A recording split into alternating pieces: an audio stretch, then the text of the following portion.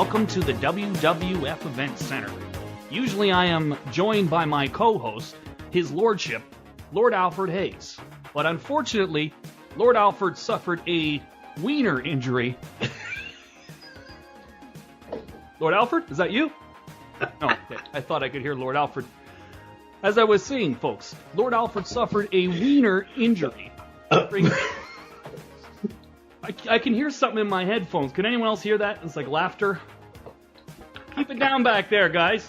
Trying to... Jeez.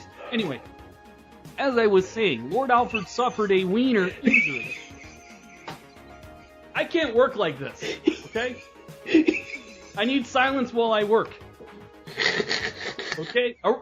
Can we tape this over again? We're live. What do you mean we're live? Okay. Sorry about that, ladies and gentlemen.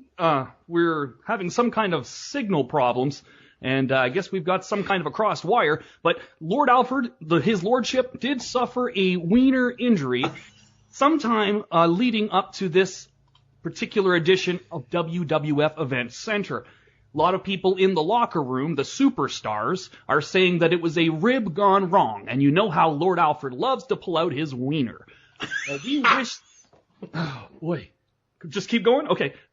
So we wish his lordship all the best and a speedy recovery until next week when he returns on WWF Event Center. But don't you worry, because I'm such a great host, Sean Mooney. I'm so charismatic, and I'm so enigmatic, I can just pull things out of my butt, so I'm going to do something I never thought I'd do. I'm going to bring on a man who I never had the opportunity to work with, someone I really admired, a very strong broadcaster, and I'd like to introduce him right now. Two eras clashing right here on the air. My co-host for this edition of WWF Event Center, Todd Pettengill. We got the bad guy, Ayo Chico, versus he's just a sexy boy, the Heartbreak Kid, Shawn Michaels. But Shotgun Shin, how you doing, buddy? Sorry, I was just trying to give you as many annoying voices and over-the-top bullshit. But that's enough of Todd Pettingzoo. I tell you what, man, I'm the one with a wiener injury now from trying to hold in my laughter on that. Oh my God, I probably have a hernia. That was pardon me? You think that was good shit?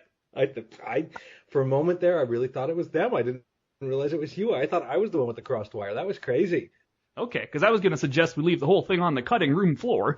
But anything you can do to work in Sean Mooney and Todd Pettingzoo on the air together, because they never got to work together. Could you imagine the charisma that would have just been oozing from that team?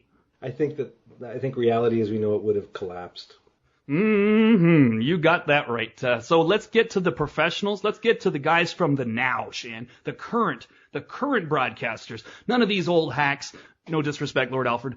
None of these has-beens. Rest in peace, Lord Alfred. But we're talking about the current thing in Wrestle Talk Radio. That is Shotgun. That is Luke. That is Sean Cunningham. We are Wrestling Audio Revolution, and this is Vintage Update. Shotgun, what's going on? Well, buddy, I tell you what. I just watched a crazy New Japan show, and I know we're going to talk about it in some detail. But boy, oh boy, those guys know how to put on a good show, and we've seen that before. I'm still feeling a little bit wired from it, so I can't wait to jump in. Well, we can get into that one first. Obviously, we got some other things we want to talk about. We have not had you on the air since Night of Champions. We did cover the show with Sean Cunningham, so I don't think we'll go through the whole results of that show. Again, it's over a week old now, but we'll get your thoughts on the bullet points of, the big things such as Sting, maybe such as the New Day and the Dudleys and et cetera. We'll talk about Raw. We'll talk about the ratings slump. It all sort of wraps up into one, right? It does, exactly. It's all tied together, man. It's all tied together. And this week's episode of Raw was basically a hot garbage sandwich on some beautiful marble rye bread. Right? The top and the bottom were delicious of that show. You couldn't have summed it up any better. That's the perfect metaphor for this week's show. Okay, but before we get there, let's just keep the energy high. Let's keep it up. This is kind of an interesting show for us. It's a big moment, really, because I don't know if you realize this, Shan, but the very first New Japan pay-per-view that we ever covered here on Vintage Update was Destruction in Kobe 2014. So this is somewhat of an anniversary for us in New Japan. Very true. And it's just been the past year of watching New Japan has been kind of a revelation for me too, as far as expanding my expectations of what today's product of professional wrestling can be. So it's exciting to be going full circle on that. It is. And last year, the big main event also involving Shinsuke Nakamura. So it was an intercontinental title match that headlined that show last year as well. And they did it again this year. There was a show earlier in the week. I'm not sure if you've had a chance to see the two main events from the show on the Wednesday prior to that. You did have Kenny Omega versus Kushida. Kenny getting his rematch after losing the belt to Kushida at the beginning of the summer. And with help from Carl Anderson. And they really did plant the seed. I talked about it with Sean on Monday. They planted the seed of the Time Splitters versus Doc and Gallows. And I brought up that awesome match between the Bulldogs and Stud and Bundy from one of those Best of the WWF volume whatever. Do you remember a match with the Bulldogs against Stud and Bundy back in the day? I do, man, and that was such a great time. I would love to go back and watch some of those because that was at a time when both of those teams were so fresh and exciting and interesting on their own. Not that Stud and Bundy were high-flying or exciting in that manner, but they were kind of a huge team to be contended with. And to be able to see guys like the Bulldogs who were on the rise go up against those two. It was exciting just to see it happen. Just the clash of styles, Yeah, exactly, the clash of styles. And the definite underdogs going up against the sort of monsters. So right, the small, fast team against, again, obviously Gallows and Anderson are a lot better than Stud and Bundy. That's where the comparisons end. But just to see this fast, small team that was still getting pushed. They were not a job team. They were very much so getting pushed. They'd been the champions recently, or maybe they were just about to be champions. I don't remember from that match, but you had them, and then you had Stud and Bundy, who were like the biggest tag team in the whole company and the big bad monsters. And just to have that match happen, so they really teased a Time Splitters versus Gallows and Anderson, who are the IWGP Heavyweight champions. So I think that Gallows and Anderson, I have a much higher opinion of them, having seen them live recently. So I would be looking forward to that match much more now than I would have been before seeing them live. Right. So anyways, the finish of that match, though, Kushida and Kenny Omega, Anderson got involved, gave him the gun stun, and 1, 2, 3, Kenny Omega regains, should I say, his IWGP Junior Championship. So the whole idea of Kushida being the flagship of the new generation of juniors, not necessarily the case right now, as Kenny regains the title. That's twice. Oh my God. It's the spirit of Sean Mooney, I think. I think it is. But so Kenny gets his belt back after 2 months in his first rematch. So that was interesting. Then the main event of that match as well, or of that card as well, Kota Ibushi versus Makabe for the never openweight title. Great match. Ibushi has this resume of 2015 matches now that is just getting absolutely startling. When you really look at it on paper, how many matches he has had this year that have just been incredible, and it's almost like a sure thing. So they put him in there with Makabe, much different than the other Makabe matches with Ishii and such, but still a brawl, bringing out this sort of kicking and punching side of Ibushi. But here's the deal, Shan. Ibushi now has challenged for the IC title at Wrestle Kingdom 9 and lost in an incredible match. He has had a match with AJ Styles at Invasion Attack for the world title and lost at Invasion. Yeah, that was the Invasion Attack. And then now, here we are at Destruction in Okayama. He has the main event with Makabe for the Never title. Incredible match. And he lost again. So they're really telling the story of Ibushi being able to beat guys like Styles. I mean, he beat Styles in the G1. He beat Makabe in the G1. But when it comes time to win the big one, he chokes. So that's the story with Ibushi. So he did not win the Never title, and I sort of had predicted he would. But now let's move on to this show from Wednesday. Really just to give you some perspective on Destruction. I mean, it's a real B show. You know, it's one of those, it's almost more of a Saturday night's main event more than it is a pay-per-view. It's very much no frills. You didn't have the big stage setup. You didn't have the big elaborate entrances. But there's always, title matches on the cards, and it's always like, it's eventful. You know, and I thought the Kobe show had 4 incredible matches. And I try to think about a WWE pay-per-view, and I'm sorry to always make the comparisons, but I don't remember a WWE pay-per-view this year that had 4 matches as good as these ones. I mean, there's been some really hot matches on WWE shows. There's been the Kevin Owens and Cena saga. There's been all kinds of different, matches on a show, but I don't ever remember a WWE show from this year that had 4 matches that I really enjoyed this much. So let's get into the show. We're not going to really talk about all the matches. There's 4 matches that we're really going to spend the time talking about. And then I will give you the lineup for King of Pro Wrestling, which is basically like the SummerSlam or the Royal Rumble. It's the second biggest show of the year for the company. And pretty nice card coming up here on the horizon for New Japan. But for this show, Kobe show from this past Sunday, opened with Sho Tanaka and Yohei Komatsu versus David Finlay and Jay White in like a 5-minute match that was just all action, and everybody looked great. So the Young Lions opened the show and look awesome. Jushin Thunder Liger, Tiger Mask, and Yuji Nagata defeated Captain New Japan, Juice Robinson, who we did talk about on the last episode of Vintage Update, and Manabu Nakanishi. So, again, a fun, okay match. Nakanishi's way too old at this point, way too beaten up. Juice Robinson does nothing for me. What do you think of Juice, Shan? Have you seen him yet? Have you got to see him since he's come to New Japan? I did. I watched the entire show. That's the only time I've seen him is at Destruction in Kobe. But, okay. He is who he is. And, thank God for him that he has a place to go and do something else. I have all the respect in the world for him. Still not a big fan, but, whatever. Well, I think when he left NXT, people probably just thought he's out of the business now. Where's he going to go? Nobody really thought much of him when he was in NXT. He had that match with Kevin Owens in his debut, and I think that was the end of CJ Parker. And what I've heard about him in New Japan is he's actually signed like a Young Lions deal. So that's why he's at ringside all the time with the Young Lions. Although he's being positioned higher maybe because of his NXT notoriety, if you want to call it that, he really is under like the lowest of low deals. And you got to respect the guy that is willing to go in there and say, fuck, I know I may not look like a tough guy, but I want to be a Young Lion and I want to see if I can do this. So cool. I hate him, but cool. Next up, Rocky Romero and Beretta, Tomohiro Ishii and Yoshihashi defeated Mascara Dorada, Funky Weapon, Ryosuke Taguchi, Togi Makabe, and Tomoaki Hanma. And the real big stars, the big shining moment of this whole match was really Roppongi Vice, and it was sort of positioning and sort of foreshadowing on what was to come. So we'll talk about that a little bit later in the show, but they did play a big part in Destruction in Kobe a little bit later in the card. Tenzan, Matt Sydal. We'll talk about him in a few minutes, too, when we talk about the King of Pro Wrestling lineup here coming in 2 weeks. Matt Sydal and Kojima defeated the Bullet Club, Doc Gallows, Carl Anderson, and Kenny Omega. So, fun match. Sydal always looks great. Kenny's great.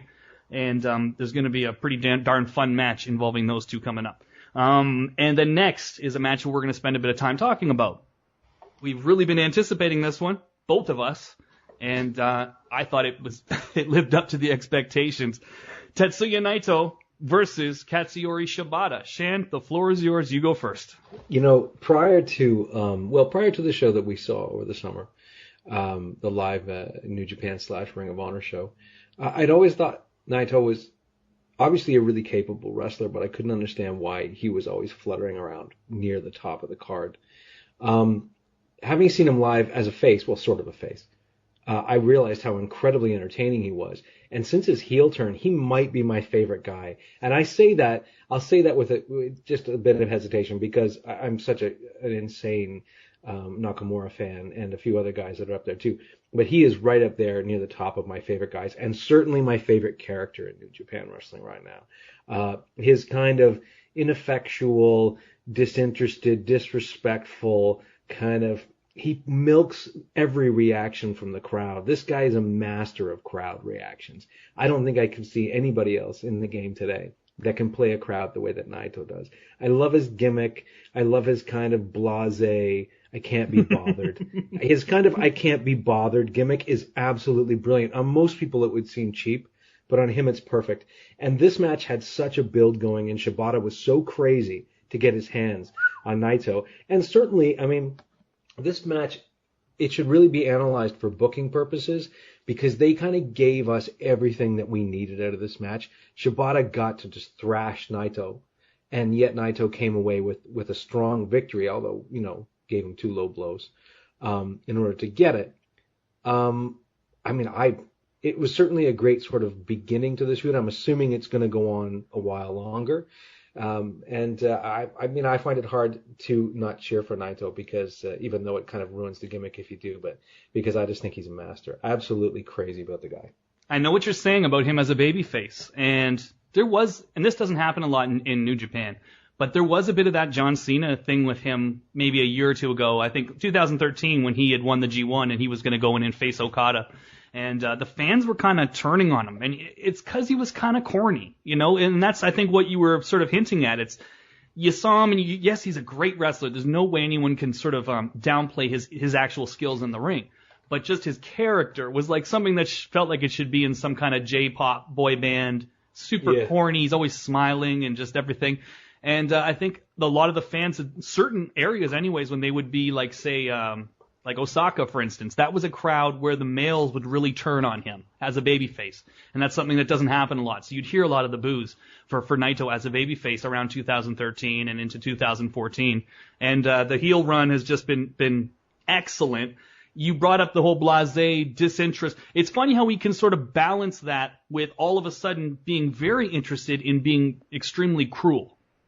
You know, he has no interest in anything, and then he just sees a cameraman, and he just goes nuts and rushes the cameraman and just starts kicking for no reason, just to be cruel, just because he has a cold heart. He'll kick a young boy who's holding the ropes open for him for no reason. There's no feud. He just felt like kicking a young boy in the ribs. You know, he'll kick an old timekeeper off his chair for no reason other than he's not paying attention. He's just a bad person. But the fans are really having a hard time really hating him because he is so entertaining. But we're going to be talking more about him a little bit later. But for this match, what do you think of the whole, they did this over and over again in the match. I don't think I've ever really seen this. When Shibata whips him into the ropes but follows him so close, you know, like he'll whip him, but it's almost like he's right on his back the whole time running behind him, and then he kicks him in the face as he hits the buckles. They did this spot over and over again. It just was so intense. It was a level of intensity there. Like as soon as he released him, he started running. There was no wait for the rebound. And it made it look crazy. It certainly gave the impression that Shibata was stalking him. And I think that made it, you know, more exciting to watch. And it all started right in the very beginning. You know, Naito's had this thing when he wrestles tag, he does the whole Wayne's World thing. And you said it looks like he's wearing a cheap wig under his baseball hat.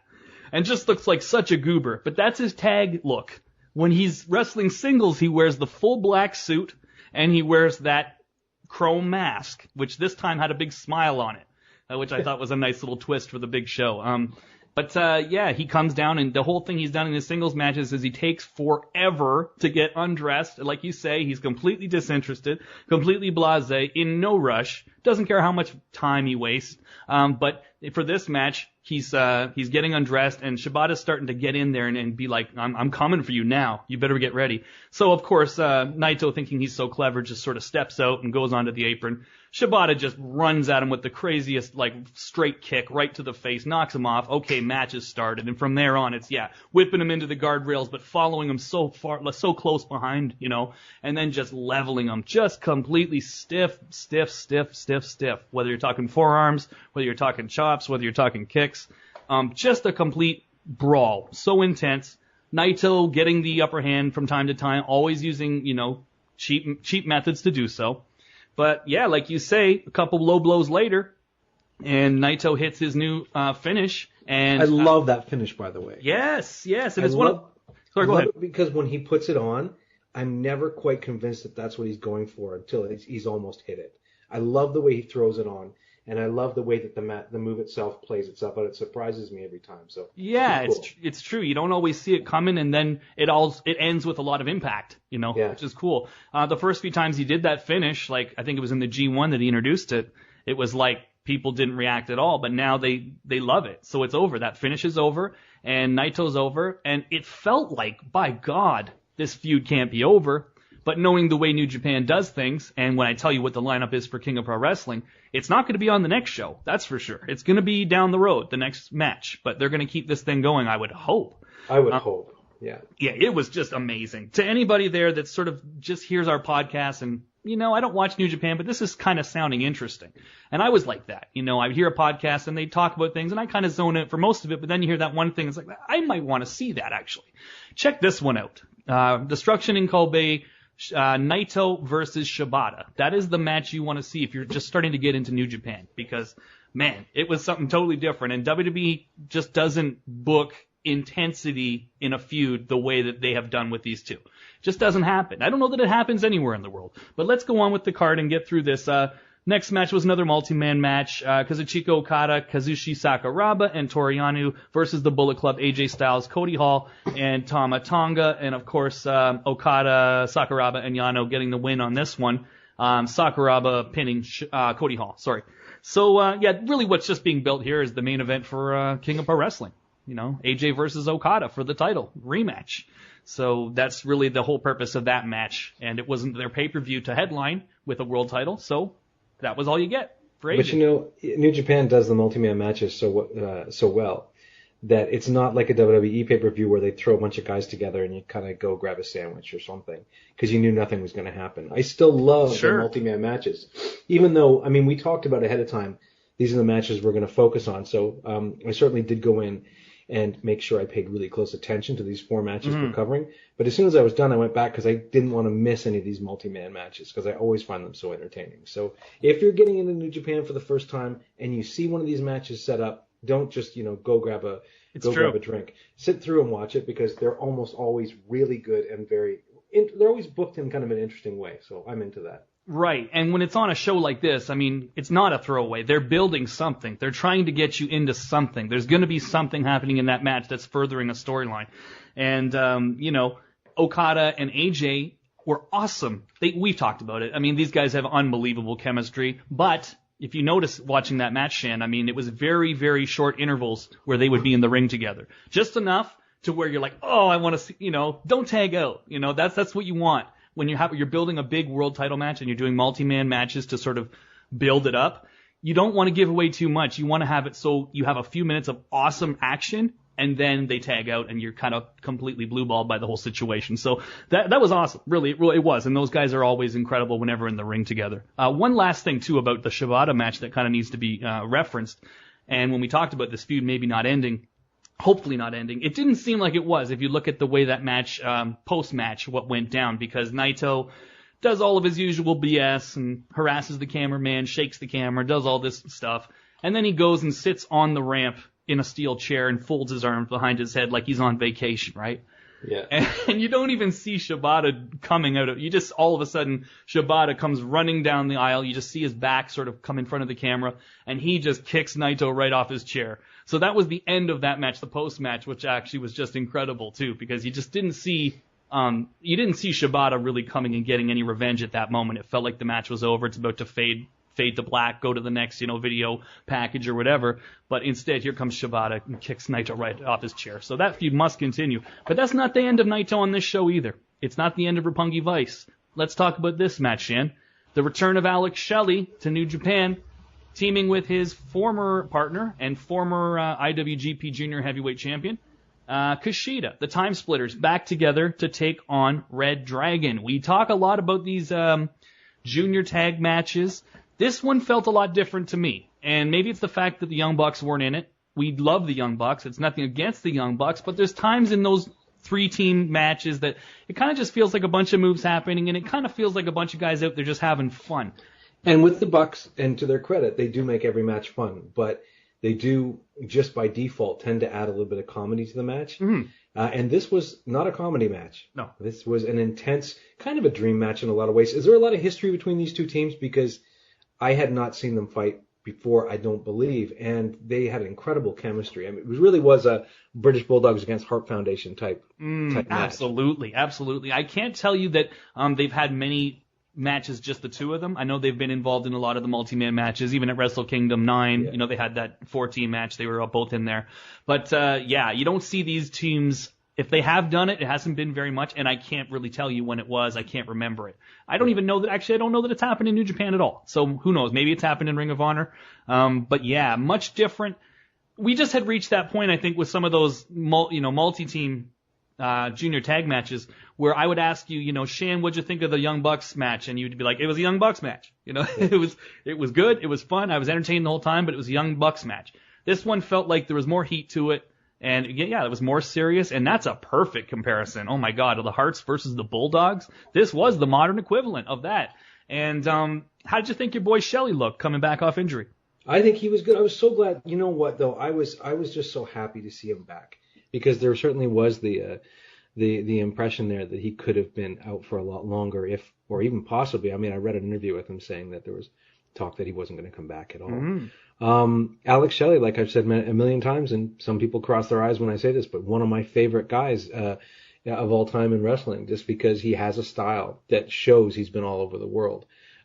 His style reads like a map of the world. Really, you can see little bits of every kind of place he's wrestled in his style. I love the way he moves. I love his the impact that he gives to things, and just his whole demeanor. So seeing him and Kushida in there against Red Dragon, it was kind of a dream match. And like I said, I didn't know what the history was between them. Obviously, they haven't, certainly not in New Japan, had a lot to go, had been in the ring together a lot, and it felt fresh. It just felt fresh and exciting. Felt like a dream match. You know what I mean? Absolutely, absolutely. And the match itself, I mean, nonstop action, all kinds of back and forth stuff. You're talking about two teams with incredible chemistry, and Shelley and Kushida have not lost that chemistry. And I would agree. I thought Shelley looked great. I didn't feel like he missed a step at all. But I think people felt maybe as though Time Splitters would win, in their first match back together as a team and win the belts back. That did not happen. I don't complain about that because these belts, they need to stop being a hot potato. You got to find one team and kind of go with them for a while. And I have absolutely no problem with Red Dragon retaining, and they're kind of the perfect team for New Japan when you think of their style and all the submission mixed with all the power moves, the power bombs, and all the MMA stuff from Kyle O'Reilly. I mean, yeah, they work in Japan, and they're not great promos either. Well, Bobby Fish kind of is, but I like Bobby Fish, but he's one of those guys that seem to turn up a lot in wrestling now where his voice is higher than I expect. Do you ever get that feeling? I know who you're talking about, too. You're talking about Matt Sydal, and you're talking about Dolph Ziggler, right? Yeah, Dolph Ziggler. You're putting Matt those guys, Sydal, and they Bobby should be Fish. a faction. They should be a faction. The high-speed dub. They could be called the high-speed dub. And then at some point, they get some kind of a filter where it actually slows their voices down and makes them lower so that they can, and it's all like some kind of a, special effect. It could come down to like an Eazy-E song, Yeah, but don't... I'm easy. But don't get me wrong, I love Bobby Fish, fantastic wrestler. But I'm always taken aback once he starts doing a promo. I'm like, what? Oh yeah, you know who else is Roderick Strong? I would put in that group as well.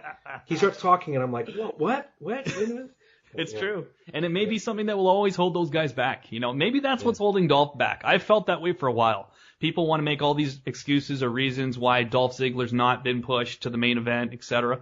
I just feel like his voice is not a top main event promo voice. Yeah, and that may sound silly because it's wrestling and maybe that shouldn't matter, but in WWE it does. And I mean, it does. Well, it's not even just that it's not a big promo voice. There's something slightly annoying about it. Yes. I tend to not want to listen. You don't want to listen. Yeah. So that's... We'll talk about Dolphy in a few minutes here. Okay. But just getting through these last few matches. So yeah, that match incredible, but Red Dragon goes over. Now we talked about Roppongi Vice and how they seem to be getting the shine in that multi-man match earlier in the show. This is what is needed in the junior division. Gato, applause. This is a little bit overdue though. Okay, so I'm a little mad at you still. Roppongi Vice comes down. Roppongi Vice is a part of Chaos, right? And Chaos is an interesting faction. New Japan in general is an interesting promotion for this reason. And we talked about this years ago, Shan. I remember being at a TNA show and sort of I was picking your brain about what's wrong with the business and what you would do, some changes you would make just to the overall presentation. And you always said that the line between heel and babyface needs to stop being so rigid. And it would be cool if you could have guys that, you could have a Naito that is sort of like a heel persona, but not necessarily having it be that there's the good guys on one side and the bad guys on the other. Chaos is the perfect example of New Japan's blending and just the way that they've been able to sort of balance that line between heel and babyface. So things are not rigid at all. You really can't say who are the true heels in New Japan because the Bullet Club are a heel faction, but they have more merchandise in the crowd than anybody. Exactly, Naito's a heel, but you look at the crowd with his antics and their chests are going up and down and they got big smiles on their face. They're chuckling. And Chaos is that faction. I mean, they were a heel faction. They are a heel faction, but at the same time, Okada is not really a heel. He's kind of like almost one of the top baby faces. Nakamura, how do you really consider him a heel? But at the same time, he's not Tanahashi. He's not out there touching hands. He's not out there kissing babies. He acts like a heel, but he's over like a face, and he kind of has the comeback of a face. It's the perfect balance. This is what they're missing in WWE, and you're right. Is they just play good and bad, so straight. There's just so little room, and people, fans won't know who to cheer for. Well, they cheered for a little guy named Steve Austin there for a very long time, and that character did not change for years. So, if you've had one of your most successful guys that's in that gray area, don't be afraid to try it again. And we're going to talk about that when we get into talking about WWE in a few minutes, too, because I have a few thoughts on that as well. Right. So just again, bringing us to this post-match, Roppongi Vice are a part of Chaos. On the surface, they're very much an over babyface tag team with a cool, catchy theme song and all this stuff. And Rocky Romero was just, how do you boo Rocky Romero? He's so flippin' entertaining. And he's such a good wrestler. And Trent is such a good wrestler. But then they come out at the end of this match, and it felt like your usual just junior tag thing, where you just come out and, I'm going to challenge you next. And there's no real actual heat. There's no real actual anything intense about this feud. It's just, okay, this is the next challenger for a title, and they're going to go and have a good match, but it's not personal, Roppongi Vice comes out, and they're doing the clap and everything, and the usual, junior tag, we're going to challenge you next. And then out of nowhere, heel turn, Roppongi Vice beats the shit out of Red Dragon, gives them their finish on the titles, and then they stand over them, and Rocky Romero gets on the mic and is, acting like a heel and acting like Terry Funk, in a lot of ways with what he was saying and what he was doing and how crazy he was being. And they walk out, and it was felt like a real, big time heel turn. And I just love when a tag team turns heel. It's one thing for a guy to turn heel, but it's like when two guys can get on the same page to turn evil together. It's awesome. And this changes nothing. They're not going to leave Chaos. They're not going to do anything different other than it's personal now, and they want those titles. And it's not just going to be some competitive match. We're coming in there to take the belts and kick your butt and send you home. So what'd you think of that whole little post-match segment? Well, in one moment it freshened things up pretty quickly, didn't it? You didn't see it coming, that's for sure. You didn't see it coming, and then again, I do love it when, as you said, when they turn a tag team, because it's so premeditated. It's not, if two guys are doing it, it's not just a moment of making a bad decision. These are two guys who had a purpose, and that's I think right. It changes the complexion of everything going forward. So I'm very excited, and I love those guys. I love Roppongi Vice so much, and I feel so good for Trent Beretta that he's tapped into something like that, and I've always loved Rocky Romero, but it's just nice to see. I always love when you see a guy that may have been a little underappreciated in other organizations come and get a good push in New Japan. So extremely. I mean, he was in ECW, and they always thought he was a good talker, and they always thought he was kind of entertaining, but they had no plans for him, and they let him go, and there wasn't any thought of Trent Beretta after he left. And then, of course, he fell into that whole PWG thing, which is where a lot of these guys sort of have all come together in a lot of ways. PWG out of Southern California, which is this almost like a wrestling clubhouse, really. When you watch their DVDs, it's always in the same building. They intentionally do not have lights. It's just house lights. And it's all of the best guys in the world all come into one building one time a year, or one time a month, should I say, usually about once a month. And everybody will be booked on these shows. Anybody that's anybody and not signed to a WWE deal or a TNA deal is on these shows. And then that's where Trent Beretta really built up his reputation again as, fuck, this guy can really wrestle. And now that he's teamed up with Rocky Romero after Forever Hooligans broke up, Rocky needed a new partner. Rocky was always going in through that PWG system. You got everybody going to these PWG shows, too. You got Seth Rollins in the crowd now. You got Kevin Owens. You had William Regal there scouting talent at the last PWG show. So that whole thing has just been an awesome breeding ground for a lot of the talent now that you're seeing in both Ring of Honor and New Japan. And Rocky and Trent are a fantastic team. And yeah, I'm excited for the match with Red Dragon, to be honest with you. And I think that the junior title division really did need a shot of actual intensity. So this is awesome. Now let's move along. Okay, last two matches. Hiroshi Tanahashi versus Bad Luck Fale. We know what we're going to get out of a Tanahashi versus AJ match. We know what we're going to get out of a Tanahashi versus Okada match or a Nakamura match. We don't always know what we're going to get out of a Tanahashi versus, or anybody versus Bad Luck Fale match. So it kind of has a bit of intrigue with me. It on paper maybe doesn't look that great, but we know Tanahashi's great. So what can he do with Bad Luck Fale, and can Bad Luck Fale hold up his end of the bargain? I would say yes on all of these. I would check mark on all of those questions. You know what? Fale's been such an overachiever lately. That's another thing I kind of look forward to, is when you get a guy like that where you underestimate him and he comes in and somehow puts on these great matches. I was really shocked. I mean, when you flagged that as a feature, I was kind of like, yeah, whatever. And then I watched it. I thought, man, this guy, what's he do? What's his secret? I guess maybe it's just working with the right guys. They certainly make him look good, and I feel like he's been holding up his end of it. Absolutely. And Tanahashi, both him and Nakamura on this show, what really stood out to me was like, these guys are back. We've talked about since Wrestle Kingdom, their bodies being thrashed. Even at Wrestle Kingdom, Tanahashi's body was thrashed. And we've seen the matches since, and there's been a lot of good matches from both guys. But I have kind of felt like in a lot of those Nakamura matches, as much as I'm a huge fan, and I would give them like a good rating, it felt like it was like Nakamura's greatest hits. It was kind of like he was going through the motions, and it wasn't that intensity you were seeing from him, a year ago or even at Wrestle Kingdom. You could tell he was going maybe 80%. And the way I felt about both those guys on this night was like, these dudes are back. They're feeling good, and they're back at 100%. Tanahashi was incredible, and Fale held up his end of the bargain, and it was a fun match. It really was a fun match, maybe one of Fale's best matches. He's got a real good attitude from everything I hear, too. He's like a real humble type of guy. And, we saw him in the Devitt documentary.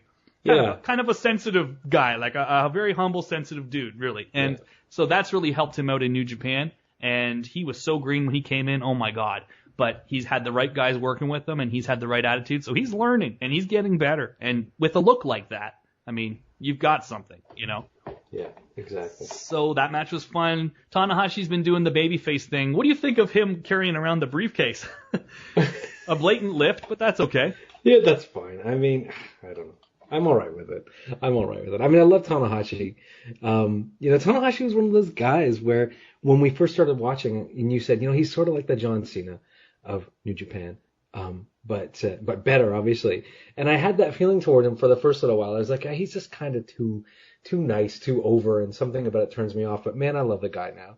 And he's put on such a great, done so many great performances. And I mean, I believe when we saw him, he was injured. And he still put on a hell of a show. So you're not going to get me to say anything bad against Tanahashi. That's for sure. Yeah, he still felt like the best wrestler in the world when we were watching him live. Like and he was going easy, in a lot of ways compared to like a big time singles match, like say the G1 finals or something like that. And you're watching him just like, wow, this guy's great. So he's been doing the babyface thing though with his contract, his G1 title shot at Wrestle Kingdom 10. He's been doing the babyface thing of, I will put this match up in every single singles match I have until Wrestle Kingdom. And if anyone can beat me for it, then they're the better man, So that's sort of why he's been carrying the thing around with him all the time. And this match with Fale was for the contract. Of course, Tanahashi wins and gives him the high fly flow 1, 2, 3 after what was a pretty damn good match on a Fale standard. But that wasn't the end. We had more post-match fun as Tanahashi gets on the mic and he's trying to avenge these losses from the G1. So he challenged Fale. He said, Fale, you beat me at the G1. I'll put my contract up on the line with you.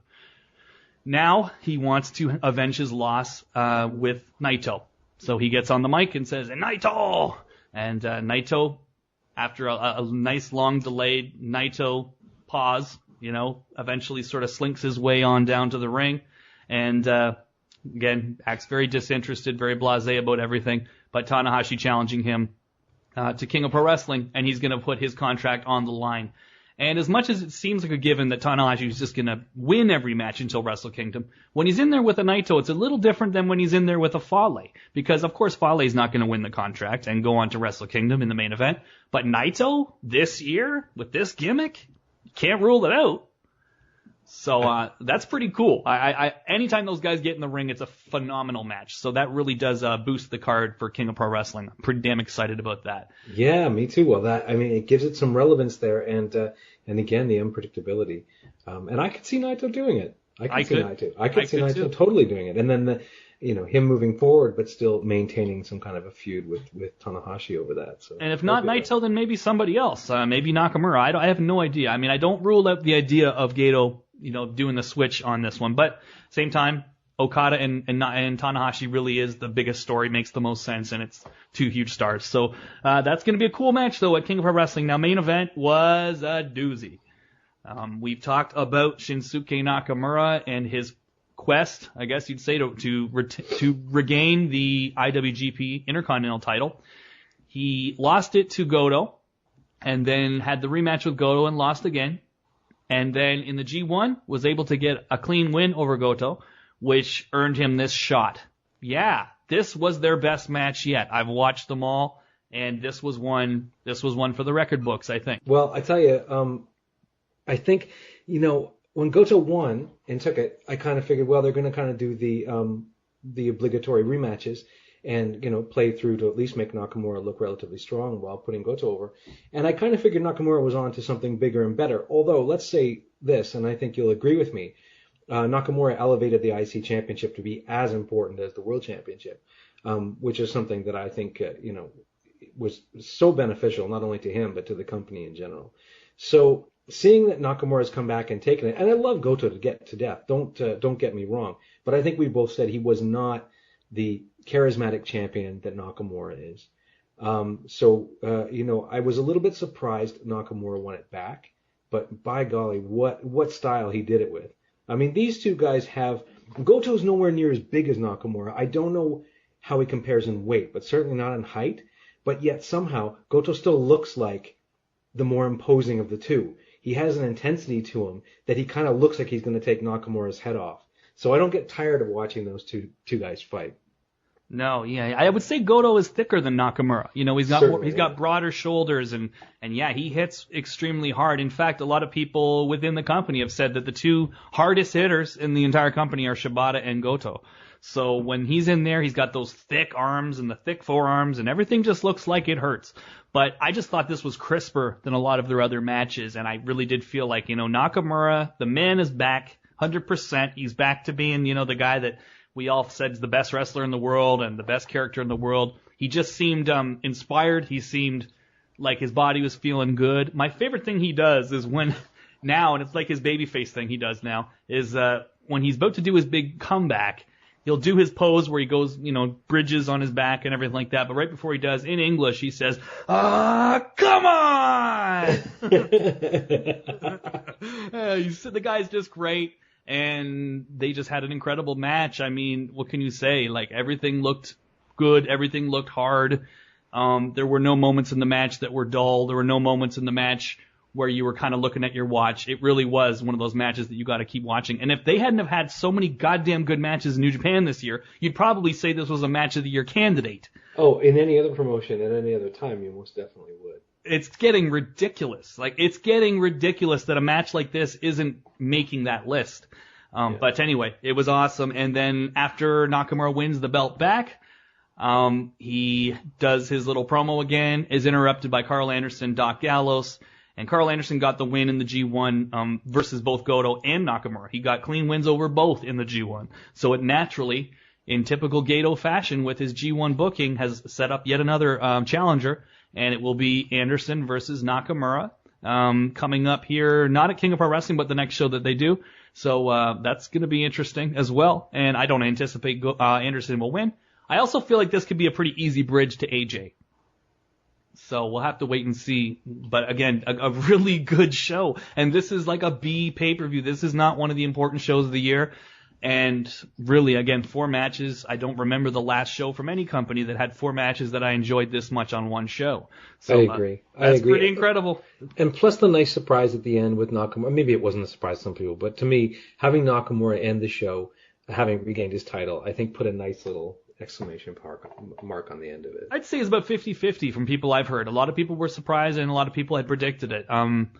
But I know that he did. Okay, for everybody, we're going to sign off here on the New Japan tip in just a second and get on to the WWE stuff. But for anybody that really has the curiosity, and you should if you're a New Japan fan, to know what they're talking about in a lot of these interviews, in the press conferences, etc. Best thing you can do, follow Chris Charlton on Twitter. He has a show called Japanese Audio Wrestling. He is an English gentleman that lives in Japan teaching English and is a huge New Japan fan for many years. He's actually just about to put out a book, which is all about the tumultuous history of New Japan, so in English. So really excited about that. But check him out on Twitter, Chris Charlton. Again, if you want to know what he's talking about, he can translate all of these. If you have a question for him, he'll answer them, but he also just translates all the interviews during his tweets, so he does all live tweeting for all the New Japan shows. So he was talking about the Nakamura press conference, and I guess Nakamura just flat out came out and said, I don't know what's left for me to do with this title anymore. So I don't know what any of that means. I don't know. It seems like he was almost hinting at the idea that he wants to merge the titles. He wants to unify the world in the IC. At least in the interview and from the translation I read, it kind of felt that way. So yeah, he openly said what a lot of people are saying, because that's what everyone was saying. What's left for him to do with that belt? And he said, what's left for me to do with this belt? So what's the angle going forward? I don't know, but I still feel AJ versus Nakamura in the semi-main at Wrestle Kingdom. That's solid. I like that. I'd like to see it, and I think it's been building sort of behind the scenes toward that anyway. So let's hope that's where they're headed. No doubt. So let's just quickly run down the King of Pro Wrestling card. Dorada, Kushida. This is again Monday the 12th of October, so that's about 2 weeks from now. Dorada, Kushida, Taguchi, Tiger Mask Liger versus Jay White, David Finlay, Sho Tanaka, Kamatsu, and our favorite Juice Robinson. Tomoyoki Hanma versus Yoshihashi. Nakanishi, Nagata, Kojima, and Tenzan versus Captain New Japan, Kota Ibushi, Shibata, and Goto. So those three have really fallen since the last pay-per-view. So they're now teaming with Captain New Japan. So that's kind of interesting. Roppongi Vice versus Red Dragon. So that will be taking place in 2 weeks. Exciting. IWGP Junior title, Kenny Omega versus Matt Sydal, formerly known as Evan Bourne. Sakuraba, Yano, and Nakamura versus Fale, Doc Gallows, and Carl Anderson. That will be, again, building the IC title match for the next show. And then never open weight title, Ishii gets another shot at Makabe. So they're going to try that one again. That's always an uncomfortable one to watch, but we always tend to enjoy the matches.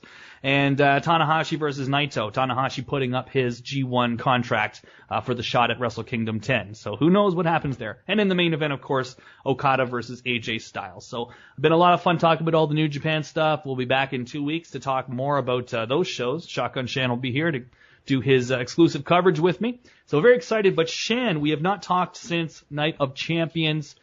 Myself and Sean Cunningham spent quite a bit of time on Monday talking about the show.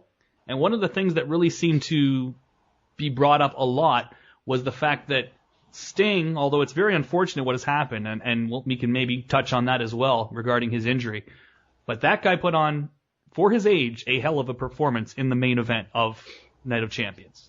For his age, yes, and we'll say for his age, and it's not meant to diminish it. It really is quite exceptional. 56 years old. It doesn't look it, does it? No. It doesn't look it, doesn't act it, and this is a guy, I've said it before, I was not a big fan of Sting in his day. I'm a much bigger, and it's, he just wasn't my cup of tea. But I'm a big fan of him these days, more for the way that he's carried himself in the twilight of his career, the things he's done to put other people over, and just the general impression he's given of himself as a decent guy, easy to work with, and that people tend to like. He put on a hell of a show with Seth Rollins. I would say one thing that I thought was unfortunate, I did think it made Sting look a bit weak, that he struggled as much with Seth near the end, after Seth had already done such a hard match with Cena, but obviously that was as a result of the injury, and there was nothing that could be done about it. But what he did up until the point that the injury kind of took over, I thought was really good, and he worked really hard. I won't even say he worked really hard. He worked really smart. That's a good example of a guy who's working really smart. It's unfortunate they got hurt in that match, because otherwise you could look back and go, boy, this is a guy who's 56. Obviously, some of his physical abilities have deteriorated, but he's used his brain to make the match entertaining. So again, it's unfortunate he got hurt in that. But I would definitely, even with the injury, give that a thumbs up for a match. And he injured himself early in the match too. That's what a lot of people don't know. There was 2 injuries that happened, and the first one was like first few minutes of the match, and then the second one was again the buckle bomb. So I would go as far as to say he worked hard and he worked smart. And Sting went out there. I mean, he did the top rope high cross to the outside. He really, really, I thought anyway, worked very hard. And Seth Rollins did a great job with him.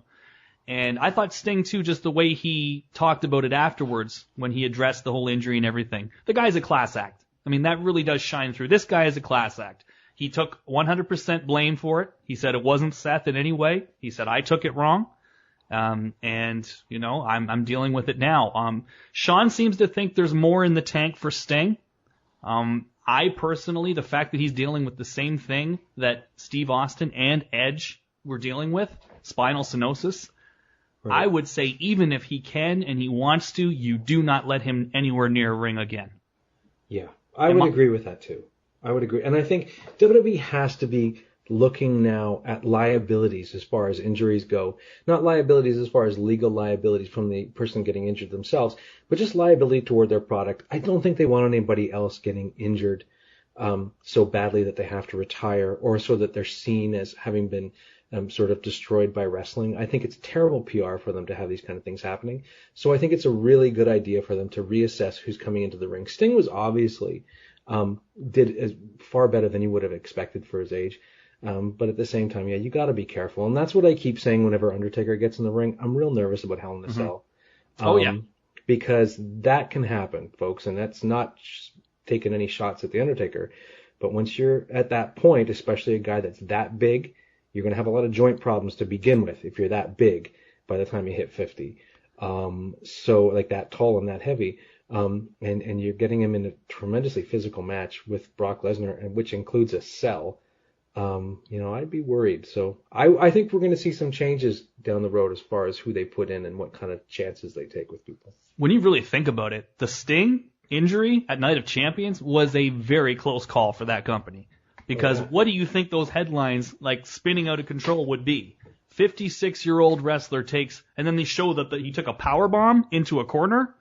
A 56-year-old man gets powerbombed into a corner and breaks his neck, and who knows what happens in the middle of the ring. Yeah. That would have been terrible publicity. And I understand the company, and I'm not even against the idea of using older wrestlers now and then as an attraction, especially with a world champion, to kind of spice things up for maybe one in-between pay-per-view. I thought it was kind of cool.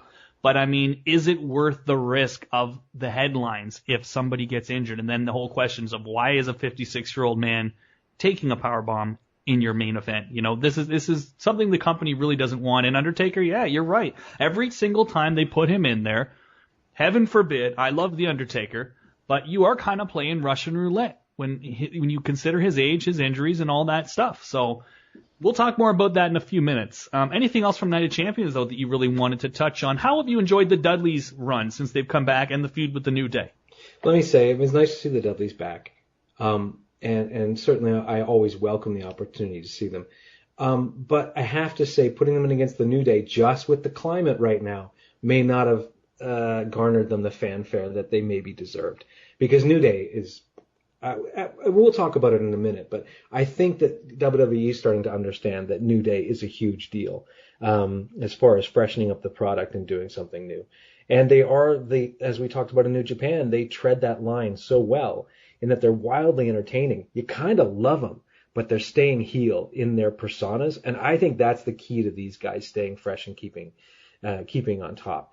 Don't mess around with New Day. Let them be who they are and let the fans react how they want to.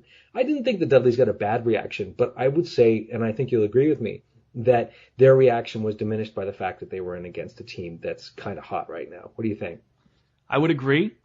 If you wanted to capitalize and just get the most natural reaction and the most heat you could possibly get, I actually think the dynamic of turning the Dudleys evil heel on the New Day, like you say, the New Day doesn't have to change anything they do. They can still come out there. Maybe you just kind of stop insulting the fans. That's really what I've always felt. When you have an act like that, all you need to do to change things, just cut out the lines where you're insulting the fans. Yeah, just insult the heels. Yeah. Or even the other faces. People don't even care if they're just the smartasses that insult everybody. But You're right. Don't turn on the fans.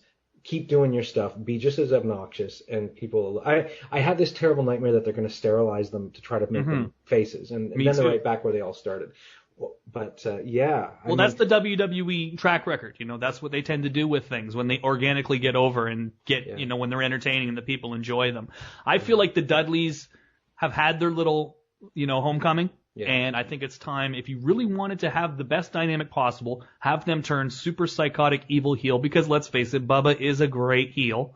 Mm-hmm. And you put them in there with the New Day, I think it would be a much better reaction. Not that there's been any problem with the reaction for those matches, but I think it would be, just the perfect chemistry, I do too. Do we need to say anything more about Night of Champions? No, that's a perfect bridge, really. Yeah, because this leads us into this week's Raw. And in fact, the past couple of weeks of Raw, we know there's been a lot of talk about the ratings being low. And as you know, and I think if you track back to every single podcast we've done, where we've talked about Raw, I've generally said, yeah, I fast forward through the first 20 minutes because it's just Stephanie and Triple H talking about nothing, or Seth just mumbling about something. And they opened up this week with a great, not only one segment but two segments with the New Day. First of all, was Xavier Woods, who rarely gets any real singles time, challenging Cena for his title, and it was a great match. And and the New Day were entertaining and wild. And then it turned into a 6-man with New Day against Cena. And who came up for Cena? Who's the tag? The Dudleys. prime. The Dudleys. Yeah, Dudleys. Yeah. Dudleys, of course. Yeah. And so they built around that. And at the time I was going, wow, because normally I would just fast forward through all this crap. And this has been one of the best sort of 20 minutes of opening of a show I'd seen in a while. And I don't know if it's I really feel like behind the scenes people are starting to catch on to the fact that New Day are wildly entertaining because they're having more fun than anybody else. And that's so it's just so contagious when you watch it. You can't help but laugh along with them. They've just got that right mix of being kind of goofy but also being kind of funny. So what did you think of that opening segment? Opening segment was great. Anything involving those guys is great right now, and I think that they definitely know. I think we may be a little bit naive to think that they haven't figured out that New Day is like one of the hottest things in the company. Yeah. I think they're well aware of that. I think that's why you have Stephanie and Triple H out there trying to rub up with them and all that kind of stuff. Exactly. They know that these guys are It's working. It's working on a roster where not a lot is working. And that was a good way to start the show. It was different. And like you say, it wasn't the 20-minute Seth Rollins. Seth Rollins, add him to the list of guys in that voice range, in that vocal tone. Yeah, that's true. He's in the register of Dolph Ziggler. Yes, he is. Yeah, but he's a little bit snarlier. There's a little different quality to his voice. He certainly works a little bit better as a heel. I don't know, but I would say he's straddling that line. Yeah, same voice, I think. If you just close your eyes, yeah, I think he would sound just the same as Dolph Ziggler. But yeah, maybe he's got a little more swag. But maybe. That was a good opening, and then we got into the hot garbage of the sandwich, which was the majority of the show, really. Yeah. Not a lot else on this week's Raw that I think really deserves a lot of praise. I mean, was there anything in the middle there that you really enjoyed? No, and let's not be. I don't want to be mean to Glenn Jacobs, but Kane is not a top guy these days. I feel sorry for Seth going into this program. It really brings him down. And this long drawn out, whatever it was, performance review, we're just past this, guys. Let's just move on. Let's stop the corporate stuff. It's just been going on for too long. Let's just get down to wrestling and stop trying to do, human resources and all this other crap. Yeah, you're right. The rest of the show was just kind of a mess. Up until the finale, which it surprised me as well when we're talking about them trying to pull ratings. And they had this, what I thought was a really good Roman Reigns and Bray Wyatt match to end it, where the audience was engaged and the live audience was engaged, and I was engaged. I mean, let's face it, Raw's 3 hours. I'm not going to sit and stare at the screen for 3 hours. When I'm working, I put it on and I stop for the things that I want to watch. I stopped for that last match and watched the whole thing, because it had a sense of importance to it. And having those guys involved, I couldn't help but think, watching the show overall, I'm going, okay, they're leading in with New Day. They know that New Day's big. They want to draw people in with New Day. And they're ending with Reigns and Wyatt. And I can't help but think that somebody there is going, okay, if we're going to push these guys, it's time to do it. I mean, Wyatt, I think, is a guy as a heel that could carry the heel spot for the company for a long time. And they've really wanted to do something with Reigns. So I was kind of impressed with that final segment. As you said, the rest of it was hot garbage, but it was sandwiched between these two lovely pieces of marble rye bread, and that was one of them. What do you think's coming out of the Reigns Wyatt? Well, they're going to be facing each other at Hell in the Cell. I don't know the stipulation on that match. I don't have that in front of me at this moment. But no, I mean, it was a really solid match between the two of them. I mean, they have had a lot of matches. I wouldn't say that any of them have been that great. They're singles matches. This one I thought was really good. And not only that, though, a good match is one thing, but it was heated, and the crowd was into it, and they were behind Roman. If you've noticed, there's really been a bit more of a groundswell of support for Roman lately. And this show definitely felt that way when it went off the air with a yes chant. How ironic is that? A yes chant for Roman Reigns. And for the first time in a long time, it really did feel like things are on the right path with Roman. I don't know where things are going, though. It felt like there was more dissension than usual this week with Dean and Roman. Yeah, I'm thinking that too. So does Dean turn heel? Is that a smart move? Don't turn Dean heel, because the fans, if they've started to pick up momentum on Roman, they'll drop it if Dean turns, because I think Dean's just kind of organically more over than Roman. I would it's risky. I would really like to see now, while the fans are starting to give a little bit of attention to Roman, this would be a great time for him to go heel. Just because to kind of go, no, it's too late. Yeah. We're gonna, and it would be even better because Seth needs to get out of that championship. It would be even better to take this little bit of support that Roman's building now, turn it into the justification for a title match, then have Roman take out Seth, and they flip those two guys in one match. Roman takes out Seth. Triple H has got Roman on his payroll. They've abandoned Seth. Dean comes in to help Seth out, and after Roman turns against him, and you just do a big old flip. I think it would be interesting and exciting. And God knows, Roman would benefit from it so much, being the new kind of a pet of the Authority. Not that I like the Authority, but I think it would work well if they turned against Seth at this point. And in a lot of ways, if you turn Roman heel with that promo you just said of, no, it's too late for you to get behind me now. You already let me know how you feel about me, that kind of thing. Yeah. He would in a lot of ways almost be closer to that top babyface role than he was right now even. Yeah. It's like that's what the fans would secretly love that if he came out and cut that promo. They'd boo him and they'd have fun with it, but they'd be on the subway or on the leaving the building, getting in their cars talking about, oh, Roman was awesome tonight. Was a great promo. They would want something like that for him. The same way they want John Cena to come out and say, I'm tired of this and you guys have booed me forever and I'm finally going to talk, speak out about it. That's the promo they want from Cena. And I think Roman, if you can't do that, next best thing is Roman. So I like that idea. Now we're going to get out of here, Shan. I know you got things to do, people to see, places to go. I do, sir. But just a quick question. They're blowing off Undertaker and Brock at Hell in a Cell. It was scheduled for WrestleMania. Over the last 2 weeks, Vince has changed his mind. He wants to blow it off now. What could be the rationale behind that? And if that is the case, where are Brock and Undertaker going for WrestleMania? Here's what I think. I think there's been discussions behind the scenes, either straight from Undertaker himself or from the people behind the scenes, that this is likely going to be Undertaker's last WrestleMania. And I think they didn't want to end it with a match with Brock, because I think Brock has to win. I think Brock, you're building so much behind Brock, I just can't see Taker beating him. And if this is going to be the blow-off match, I think Brock needs a clean win. And I think really if they're saying that this is going to be Taker's last WrestleMania, which I certainly hope it will be, that they need to have him go out against somebody where he can have a good victory or something really significant. That's what I think we're headed towards. I do think that Brock's going to win, because I think they're going to just keep building more and more behind Brock. And I think there's going to be some special match for WrestleMania. Obviously not Sting. Thank God, not Sting. But that's what I think. That's where I think we're swerving right now, away from the original plan. Well, it's been nice talking to you here, Shan. It's been nice having the cameos from Sean Mooney and even Todd Pettengill. Wow. And look, man, you got to keep me up to date on Lord Alfred's wiener injury. I have to find out what's. Yes. Look, can I say one more thing? I had this note and I circled it 3 times in pen, and I never did say. Go ahead. I really think somebody needs to put the memo out on Raw to stop making comments about Kevin Owens' cardio. Isn't it ridiculous? Especially Ryback. Ryback. Look at guys. If you can go the way that Owens went with Cena 3 times and still look as good as you did at the end, then you can make comments about Owens' cardio.